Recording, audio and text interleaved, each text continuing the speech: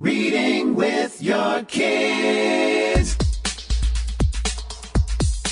Hey, so great to see you. Come on in.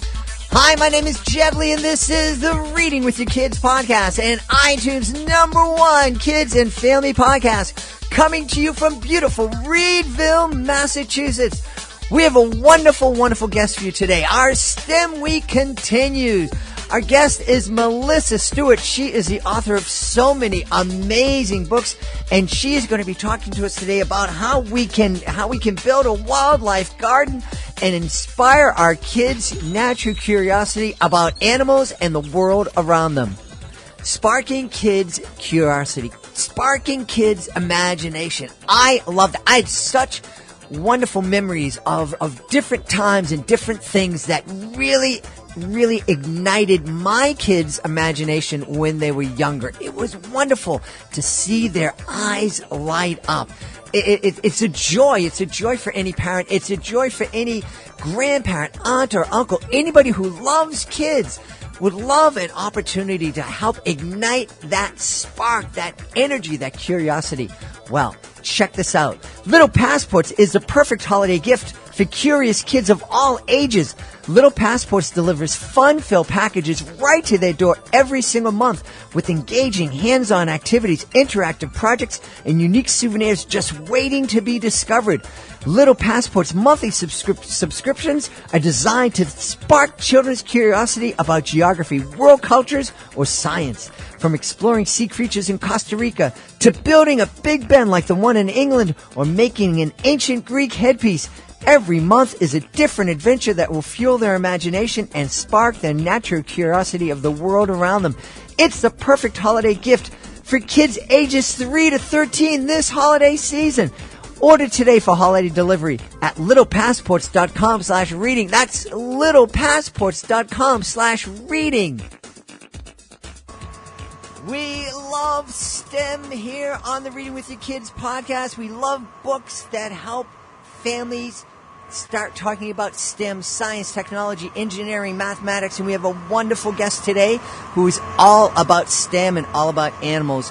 Please welcome, coming to us from right outside of Boston, Massachusetts, welcome my new friend, Melissa Stewart. Melissa, how are you? I'm great. Thanks for having me. I am super happy that you are here. You are friends with our dean of all things STEM and STEAM, Jennifer Swanson, and we're happy to have you here. Your latest book out, I think it's really, really cool. I love the title of it. It is Pipsqueaks, Slowpokes and Stinkers Celebrating Animal Underdogs. That's right. Tell us a little bit about the book and who we're going to meet. Well, the book is sort of a new take. There are a lot of books out there about the biggest, strongest, fastest animals, and so I decided to turn that on its head, and I'm writing a book about the slowest, weakest, clumsiest animals and why we should love them too. So what are some of the slowest, weakest, and clumsiest animals, aside from my beagle? Well, it starts off with one of the smallest animals, which is the smallest vertebrate, which is the emu frog, which is so small that you could fit about 4 of them on a dime. Wow. That's cool. It's just teeny weeny, 4 frogs on a dime. That's incredible. I mean, I was telling Melissa beforehand, I was down in the Panamanian rainforest, and we saw tiny little frogs, but you couldn't fit 4 of them on top of a dime. I don't think you could fit 1 of them on top of the dime. That's incredible. A lot of people know about spring peepers in the United States, and they're very small frogs, but they're much bigger than these frogs. They are so tiny. And I also, one of the shyest animals in the world is the okapi, which is, its closest living relative is the giraffe, but it doesn't really look anything like a giraffe. It sort of looks a little bit like a horse with the back legs of a zebra. Now, in what way, I'm curious, I know that, we have the canine family, and that makes sense to me because they all kind of look like dogs, although they're all different shapes and sizes. What is it that makes the okapi close relatives with the giraffe? Well, just if you look at their DNA, they share a lot of DNA in common, and I'm sure that there were a wide range of animals that were sort of similar at one point, but all those animals are extinct today. Okay. Now, in your title, you mentioned stinkers. Are these smelly animals we're talking about? Yep, so there are two stinkers in the book. One of them is the zorilla, which lives in South America, and it's sort of like, it looks a little bit like a skunk, but it's a totally different animal. And then the other stinker in the book is a bird. It's called the hotsen, and it eats leaves, and as it digests them, it gives off this terrible stench, which is great for helping it battle predators. Wow. And where is that bird? Is that also a South American bird? It is, yep. It is. That's one of the things, I was really amazed when I was in the Panamanian rainforest, which is almost to South America. Just the creatures that we encountered were totally different than anything we encounter up here in the Northeast. Yeah, they're totally different, and also the animals there are incredibly diverse. So there's more kinds of frogs and many more different kinds of insects, all kinds of animals many of them that are hard to imagine. Yeah. Now getting back to those teeny weeny frogs you were talking about. Now I know in Puerto Rico they have the coqui, which is a very tiny frog, again, much bigger than the frogs we're talking about. But it gives off it has a song that you can hear forever. It's really loud. Do these tiny little frogs also give off a loud song? No, they sound a little bit like an insect. And in fact, when scientists were trying to identify them, they thought they were looking for an insect. They were surprised to find out that the creature making this animal, it's like a little kind of chirping sound that they make. Wow. And that's, again, I don't mean to kind of go off it, but this is one of the things I love about STEM so much, is that it just really does spark curiosity. And just talking about these things, and here I am, I'm almost 100 years old, and we're having this conversation, and I'm remembering being in the rainforest and hearing this really loud, kind of scary sound, and the guide telling us, that's a butterfly. And I'm like, wow. You're kidding me? That's a butterfly? Incredible. What is it that, because you have, I'm looking at your website, you have practically your own library of books about animals. What is it about animals that you're drawn to? Well, I think they're just so fascinating, and the whole natural world is just so fascinating. When I was a child, I was really lucky. I grew up, my parents owned 10 acres of land on one side of the street, and we had a national forest on the other side of the street. And so as a child, my brother and I were really able to go out there and explore, and that's really what awakened my love of science and the natural world. And I really have just continued to explore that and share it with other people for my whole life. That, I love that. And you bring up something that we've talked about in different contexts here on the podcast, just the idea that it seems like there aren't many kids out able to explore the same way you and I were able to just kind of go out and explore by ourselves when we were younger. I mean, it certainly wasn't a national forest. It was maybe half an acre of trees across the street from my house growing up. But we would go over there and we would explore for hours and hours and hours. And, today you can pass by playgrounds and you don't see a soul in a playground, and unless there's an organized activity there. And, I'm sure the same is true in a lot of nature in national parks and state parks and things like that. How can we give kids that same opportunity to explore while kind of addressing, the parents' desire to keep them safe? Yeah, I think it's tricky, and I think one small way that you can start is either in a community or even at a school is you can have a wildlife garden. And so if kids have opportunities to go out and visit the wildlife garden, they will have some exposure to nature, and hopefully it will get them curious, and maybe they will start to ask their parents to take them to other natural areas and allow them to explore them. But it is hard. It is hard for parents because they're so busy, and many of them are two parents that are both working, and there isn't as much access to nature even in neighborhoods as there used to be. So I think it's a struggle, but I think it's so important because if we want to protect and preserve the natural world, then we need a generation of kids coming up who understand it and love it and appreciate it and want to make it a priority in their own lives. I absolutely agree that, you protect and you preserve that you love. Yes, absolutely. Yeah. I want to get back. You mentioned something that really kind of tweaked my imagination. This idea of a wildlife garden. Now, my wife is a teacher in an inner city school in Boston, and I think they have some dirt around the school. It might be a square about as big as a king-size bed. But what are you talking about when you're talking about a wildlife garden? What is it you're talking about, and how can schools create this kind of a garden? Melissa will be back to tell us how a school or a family can build a wildlife garden and really spark kids' imagination and curiosity.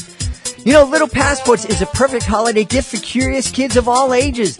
Little Passports delivers fun-filled packages right to their door every month with engaging hands-on activities, interactive projects, and unique souvenirs just waiting to be discovered.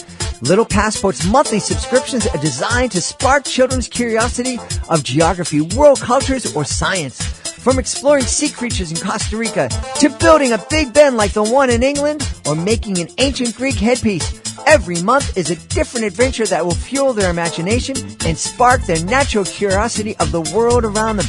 It's the perfect gift for kids ages 3 to 13 this holiday season. Order today for holiday delivery at littlepassports.com/reading, littlepassports.com/reading. Garden, what is it you're talking about, and how can schools create this kind of a garden? So I think the way that many schools start is by trying to make it a butterfly garden initially, because butterflies they're big and they're bold and they're beautiful, and kids can really love them and appreciate them.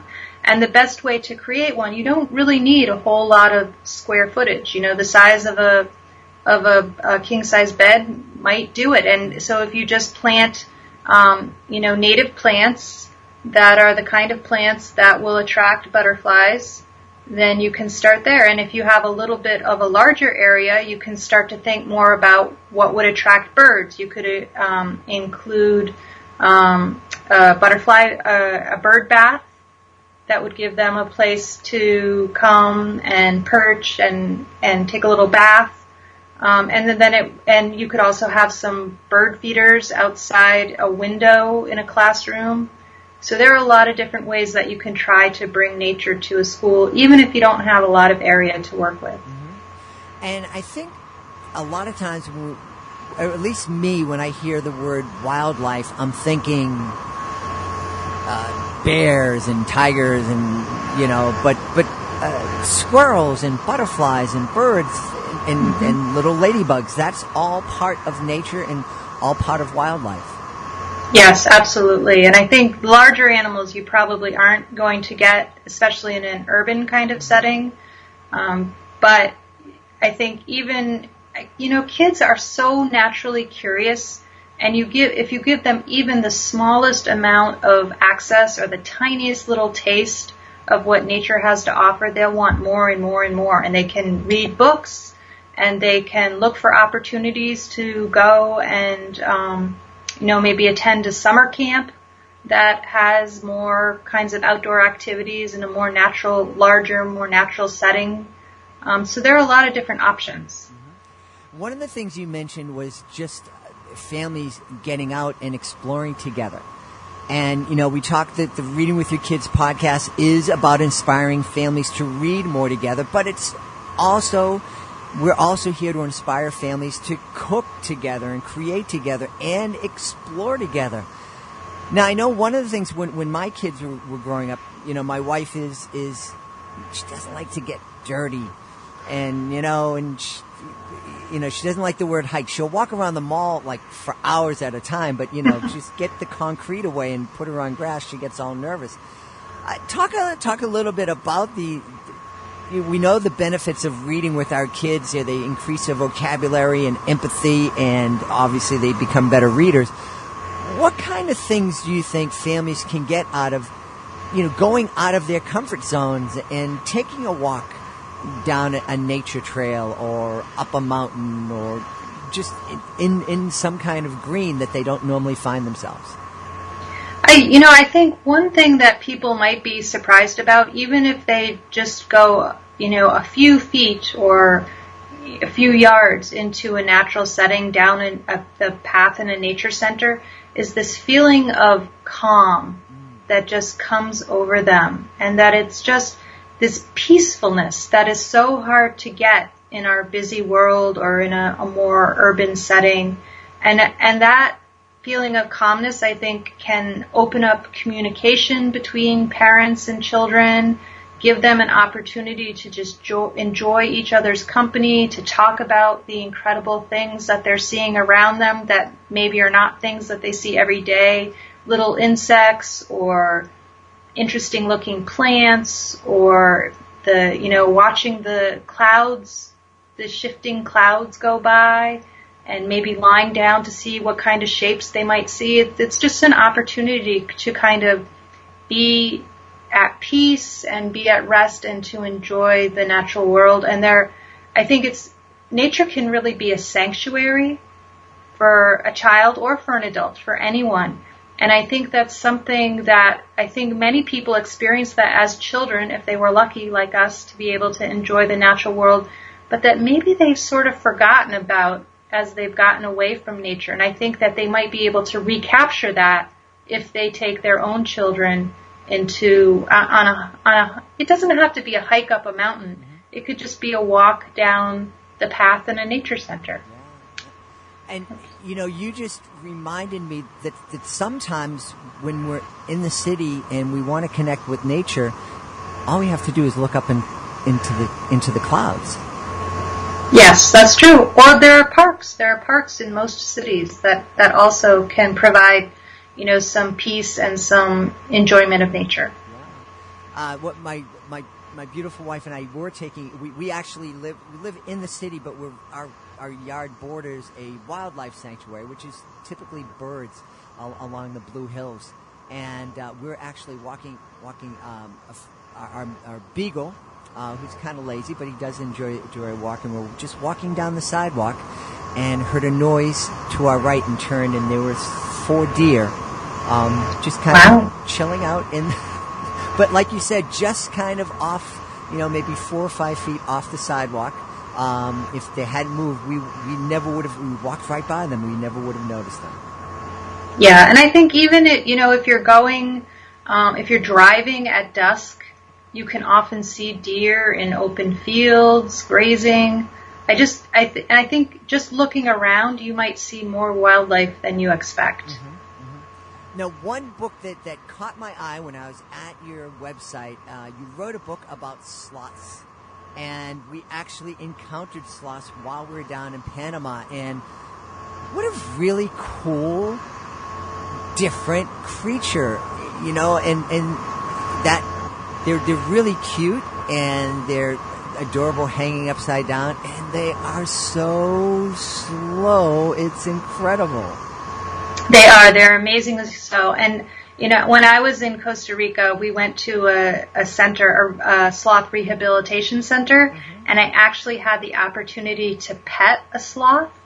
And they have the most amazing fur. They have sort of this coarseness to their fur, and because of that, a lot of different creatures live in their fur. Like the fur of a sloth is a little microhabitat, and because the animal moves so slowly, Nothing really has to worry about kind of getting jostled out of place.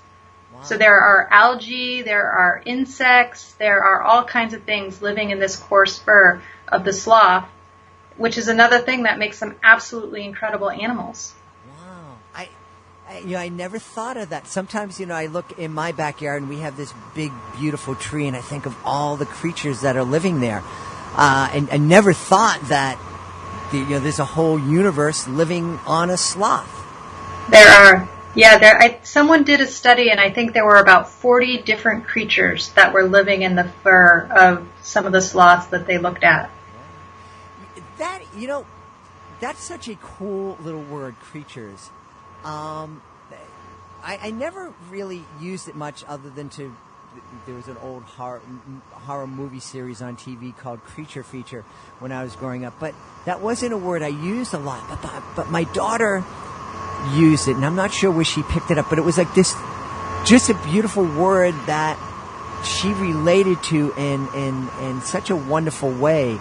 And it was like, and so oftentimes we would just say, let's go out and look and see what kind of creatures we could find. Mm-hmm. Yeah, well, creatures, it's such an all-encompassing term because it can include plants, it can include fungi, it can include a whole big variety of animals, and some creatures are so small we can't even see them. Mm-hmm. Mm-hmm. Wonderful. And the neat thing about I think introducing our kids to creatures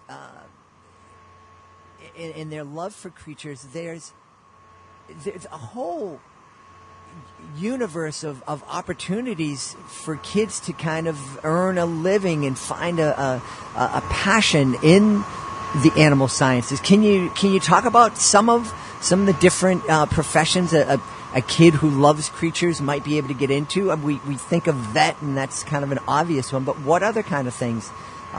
There's so many. There are wildlife biologists that do all kinds of amazing work. There's zookeepers. And there are also people that are sort of behind the scenes, people who maintain zoo websites, people that write for zoo websites, or, people that work at nature centers, but then also the people who are sort of behind the scenes there. So there are all kinds of different jobs that are related to animals in one way or another. Yeah, and that's I think that's really, really important for us to remind our kids, because not every kid is going to be a veterinarian or a biologist, but if they have if being with animals and caring for animals is something that they love, they can pursue that love in a myriad different ways. Sure. There are also people, their job is that they raise birds of prey and go visit schools and introduce them to kids. Mm-hmm. So there are so many different possibilities. Yeah, absolutely. Well, your website is filled with possibilities. Not only do you write extensively about animals, but all sorts of STEM fields. Your books about Earth and space, the environment, health and human body, math.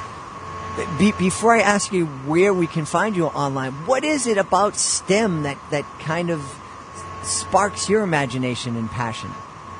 Well, I think it all just sort of traces back to those childhood experiences that I had. And luckily, in addition to having all this land that we were able to explore and enjoy, I think my father also, both of my parents were scientists, and I think they kind of encouraged our natural curiosity. I can remember one time my father used to take us hiking, and he took us to an area that we had never been to before, and he said, "Do you notice anything unusual about this area of the woods?" And my brother and I sort of looked at each other. We weren't really sure.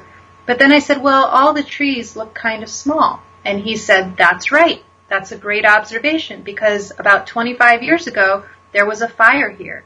And all the trees died, they burned, all the animals had to run away. But life and nature are able to restore themselves. And now this area is coming back." And I think that realization, and also the understanding that you could learn about the natural history of an area just by looking at it, it really kind of blew my 8-year-old mind. And I think that just sort of launched me into this fascination with the natural world and how it works, which includes not just plants and animals, but also rocks and minerals and geology and outer space and robots, just all kinds of different topics. I love that. I think there's so much benefit when we spark our kids' curiosity. Absolutely. Yeah. Absolutely. And all kids are naturally curious. It just takes a little bit of nudging to really encourage them in that direction. Well, I know that folks are going to be curious about where they can connect with you, and your website is a really, really cool place, not only to discover about your books, but also to just for kids to explore. Tell us where folks can find you online and maybe some of the things they can find there.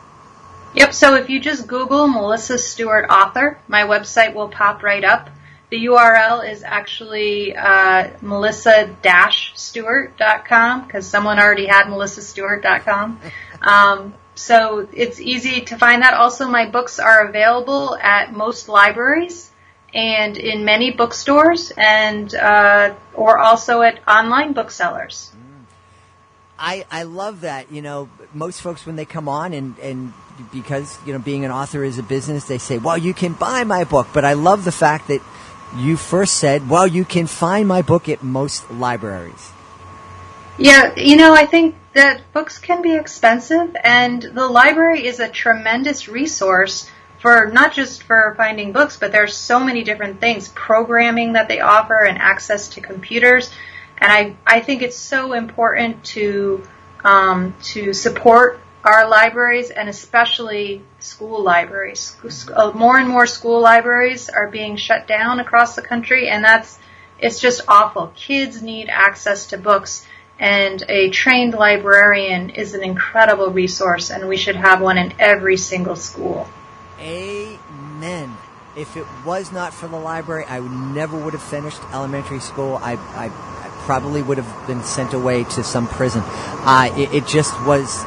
It was a place where I could go and absolutely find books, but also, as you were saying, so much more to create, to learn how to create, to you know, kind of brainstorm and to become curious. So, absolutely, it horrifies me when I go and visit a school and there is no library.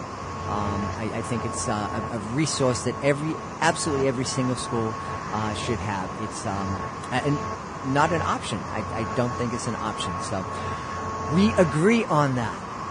And we agree that everybody should check out melissa-stewart.com and check out all of her wonderful, wonderful books. Of course, the one we started talking about is Pipsqueaks, Slowpokes, and Stinkers, Celebrating Animal Underdogs. Melissa Stewart has been our guest today. Melissa, thanks so much for being on the show. You're welcome. It's been my pleasure. Please be sure to join us for the next episode of the Reading with Your Kids podcast. Our guest will be Alice Aspinall. She is the author of Everyone Can Learn Math. And she's going to talk to us a little bit about talking math with our kids. We're really excited about that. Hey, we're also really excited that Little Passports is sponsoring this season's episodes of the Reading with Your Kids podcast. We're excited because Little Passports is a perfect holiday gift for that curious kid on your list. With the subscription to Little Passports, kids get a fun-filled package each month designed to inspire their curiosity in geography, world cultures, or science. For kids of all ages, order today for holiday delivery at littlepassports.com/reading. That's littlepassports.com/reading. Hey, we want to thank our friend Melissa Stewart for joining us today. And, of course, we want to thank you. Thank you so much for taking the time to join us. And, as always, thank you so very, very much for taking the time to make the world a better place, for taking the time to inspire your children, to ignite their curiosity by reading with your kids. I'll be looking for the next episode of the Reading with Your Kids podcast.